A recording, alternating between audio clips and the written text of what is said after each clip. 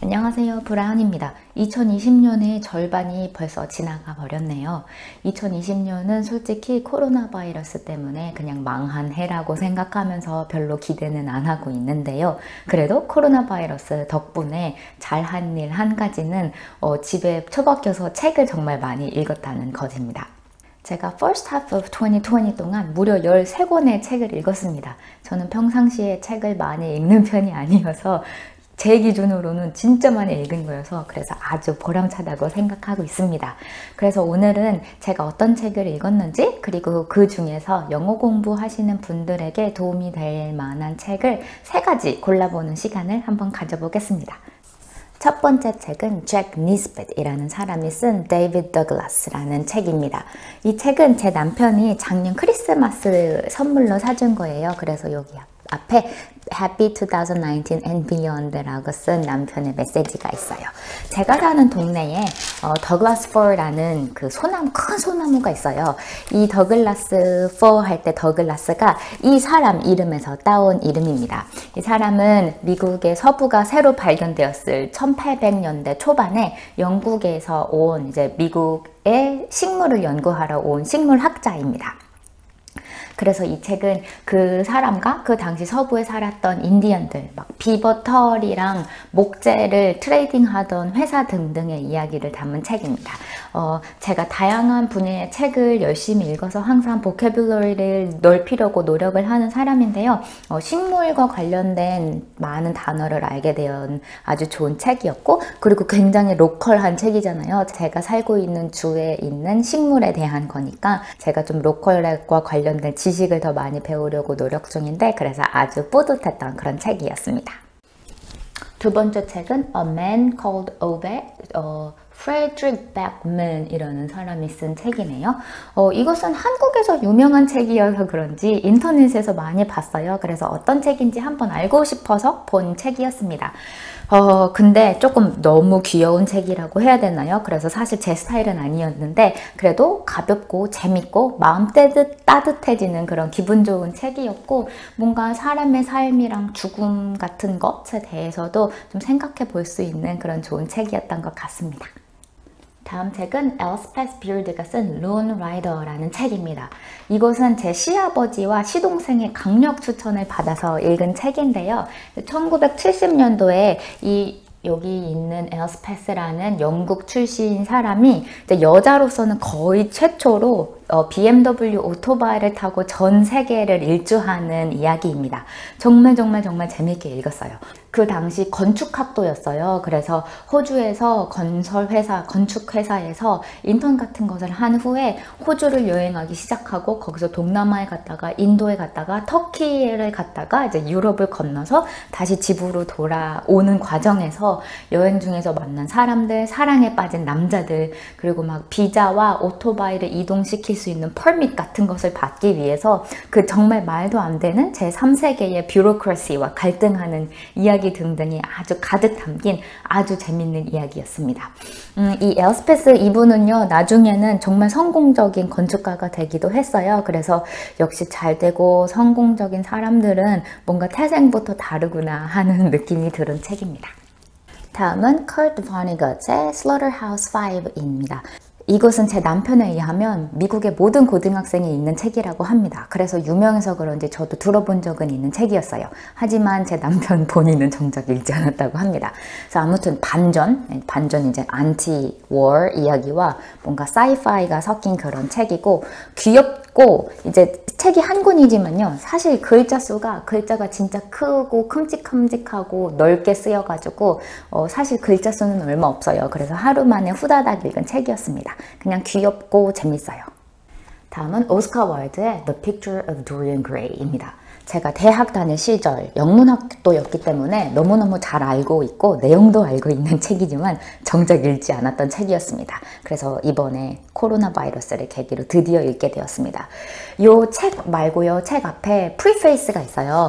이 프리페이스가 정말 너무 시적이고 너무너무 아름다워서 제가 완전 책 읽기도 전에 반했어요. 그래서 이 프리페이스만 제가 2번을 읽고 남편에게도 소리내서 한번 읽어줄 정도로 정말 좋았고 좋았고요. 스토리도 정말 좋았고 그 당시 사회 분위기상 그 도발적이었다는 점도 정말 좋았고요.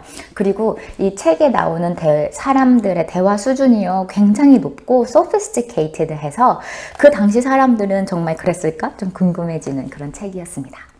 다음은 마담 보바리입니다. 이것은요 중고책으로 샀는데 1960년도에 출간된, 여기 잘 나오나 모르겠는데 45센트라고 적혀 있어요 여기 위에. 그래서 아주 귀여운 책인데 이 책도 정말 유명하고 내용도 잘 알고 있지만 정작 읽지 않아서 읽어보고 싶어서 샀는데 읽길 잘했다고 생각이 들었습니다.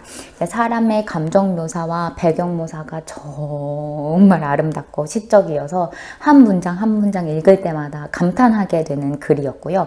그리고 야하거나 도발적인 것은 이제 상황 묘사를 그렇게 자세히 하지 않는데도 불구하고 정말 가슴을 콩닥콩닥하게 만들고, 그리고 그 항상 긴장되는 장면이 이제 부수적인 캐릭터들의 코믹한 장면과 이렇게 섞여서 나오는 그 스토리텔링 테크닉이 있어요. 그게 정말 효과적인 책이었습니다. 단점은 이게 프랑스 시골이 배경이고 워낙 옛날 이야기이기 때문에 보캐뷸러리가 익숙하지 않은 것들이 정말 많았어요. 한국말로 읽었어도 모르는 단어가 많았을 것 같은데 영어로 읽느라 이제 사전 찾는데 초반에는 시간이 너무 오래 걸렸고, 그래서 결국 나중에는 그냥 포기하고 대충 읽었는데 뭐 그래도 내용 파악하는 데는 그렇게 어렵지 않았고 정말 너무나도 아름다운 책으로 기억될 만한 그런 책이었습니다. 마담 보바리. 다음은 존 디디온의 Slouching Toward Bethlehem입니다. 이 존 디디온이라는 분이 꽤 유명한 작가라고 하는데요. 사실 저는 누군지도 몰랐어요. 남편의 추천으로 읽게 된 에세이인데요. 1960년대에서 70년대에 LA와 뉴욕에서 살면서 이분이 그 약간 자신의 이야기와 뉴욕 얘기, LA 얘기, 그리고 하와이도 많이 방문을 했는데 하와이 얘기를 이제 에세이로 풀어낸 건데, 이 배경이라던가 그 당시의 느낌, 그리고 그 도시와 그 하와이의 느낌이 정말 좋았던 그런 책이었습니다. 정말 재밌게 잘 읽었고 존 디디온이라는 분을 발견할 수 있어서 아주 뿌듯했던 그런 책이었습니다. 다음은 이제 Slouching Toward Bethlehem을 통해서 알게 된 존 디디온 님이 훌륭한 작가라는 것을 알게 돼서 바로 또 도서관에 가서 빌려 읽은 그분의 다른 책입니다. 남편이 심장마비로 죽고 그 동시에 딸이 하나뿐인데 몇 달 동안 그 사경을 헤맬 정도로 아팠던 해에 그 굉장히 우울했던 한 해의 이야기를 쓴 책이었습니다. 사실 그 Slouching Toward Bethlehem만큼 좋아하지는 않았는데요. 죽음, 결혼, 가족 등등에 대해서 생각할 수 있게 해줬던 책이어서 책을 읽으면서도 이렇게 잠깐 내려놓고 허공을 보면서 이것저것 많이 생각했던 것 같아요. 다음은 데이빗 맥컬러시가 쓴 1776라는 책입니다. 이것은 미국의 역사책이고요. 제가 미국의 코로나 바이러스가 들어오기 바로 직전에 미국의 시민이 되었는데요. 시민이 된 김에 미국의 역사에 대해서 더 잘 알고 싶어서 읽은 책입니다. 이 데이빗 맥컬러라는 분은 꽤 유명한 작가라고 하네요. 그래서 아무튼 최근에 미국에서 4th of July, 미국의 독립기념일이었는데 그게 Declaration of Independence가 공표된 해가 1776년인데요. 그 1776년 동안 미국의 초대 대통령이고 그 당시에 장군이었던 조지 워싱턴 및 그의 미국 군대가 어떻게 영국군을 상대로 전쟁을 벌였는지, 그리고 그 동안 이제 컨그레스에서는 국회에서는 무슨 일이 있었는지 딱 그 1년 동안의 이야기를 적은 책이었습니다. 독립전쟁에 대해서도 많이 알게 해준 책이었는데요. 사실 전쟁 자체는 굉장히 오래됐었고 실제로 1812년까지도 계속 뭔가 그 컨플릭트가 진행이 되었기 때문에 실제로 어떻게 파이널리 독립을 했는지는 안 나와 있어서 또 결국은 다른 책을 읽어야 되는 뭔가 그렇게 억울하게 된 그런 책이었지만 1776년 동안에 무슨 일이 일어났는지 어떠한 싸움을 배틀을 했는지 많이 아주 자세하게 알 수 있어서 정말 좋았던 책이었습니다. 다음은 Sir Arthur Conan Doyle의 The Hound of Baskervilles입니다.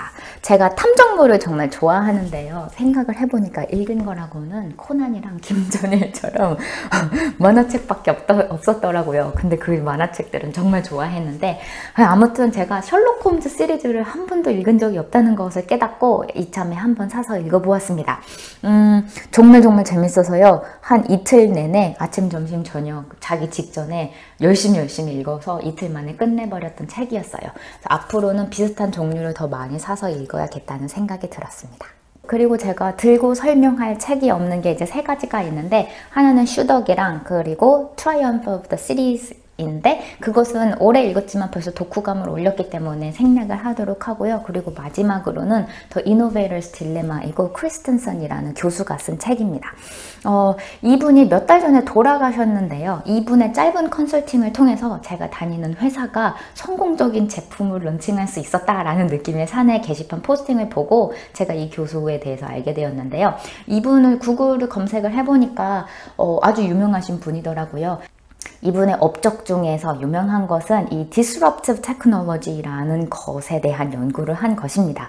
이 Innovator's Dilemma가 이 교수가 한 연구를 쉽게 풀어 쓴 책으로요. 현재 잘 나가고 있는 아주 성공적인 회사들은요. 다음으로 어떤 제품을 런칭할지, 어떤 전략을 가지고 회사를 운영할지를 ROI, Return on Investment가 높고 시장성이 아주 좋고 Profitability가 아주 좋고 고객들이 원하는 제품을 항상 우선시해서 운영을 하게 되는데요. 그렇게 레셔널하게 아주 당연하게 효과적인 방법으로 운영을 하면은요. 그것이 바로 필연적으로 Disruptive Technology를 놓치게 된다는 그런 딜레마에 대해서 설명한 책이었습니다. 해가 너무 많이 들어와서 잠깐 여기로 옮기면 사실 저는 이 책에서 예로 든 산업이랑 제품에 대해서 아는 바가 많이 없어서 조금 이해하기가 힘들었는데요. 그래도 아주 고개를 끄덕이게 되는 이야기가 많았고 그리고 우리 회사가 하는 일을 앞으로도 비판적으로 볼 수 있는 그 시각을 하나 더 얻게 되었다는 느낌이 든 책이어서 아주 읽기 잘했다는 생각이 들었습니다. 마지막으로 영어 공부를 하시는 분들에게 추천드리고 싶은 책 3가지는요. 일단 첫 번째는 론라이더입니다. 이것은 일기 형식으로 쓰였기 때문에 책 자체도 굉장히 쉽게 읽을 수가 있고요. 그리고 이야기 자체가 굉장히 흥미롭고 흡입력이 보통이 아니기 때문에 정말 재미있게 잘 읽을 수 있을 책일 것 같아서 여러분들에게 추천드립니다. 그리고 두 번째로 추천드리고 싶은 책은 Slouching Toward Bethlehem, 이 아주 잘 쓰인 분위기가 있는 에세이가 어떤 느낌인지 알 수 있는 책인 것 같아요. 그리고 마지막은 이제 셜록 홈즈 시리즈입니다. 이 Hound of Baskervilles도 재밌었는데요. 이거 말고 다른 시리즈도 정말 재밌을 것 같아요. 별로 길지도 않고요. 이제 등장인물이 어떤 사람들인지 우리가 이미 알고 있기 때문에 이해하기도 쉽고요. 이야기도 정말 재밌고 그 옛날 품위 있는 영국식 영어를 읽고 배우는 재미가 있습니다. 그래서 추천해드리고 싶습니다. 지금 영상을 촬영하는 게 7월 중순인데요. 벌써 책을 한 권을 끝냈고 이제 두 번째 책을 읽기 시작했습니다. 근데 두 번째 책은 500페이지짜리여가지고 아마 한 가을이 올 때까지 앞으로도 계속 읽을 것 같은데 그러면은 이제 올해 말에 이제 하반기에는 어떤 책을 읽었는지 한번 가지고 돌아오겠습니다. 그러면 다음 시간에는 더 좋은 영어 표현 가지고 오겠습니다. 그때까지 안녕!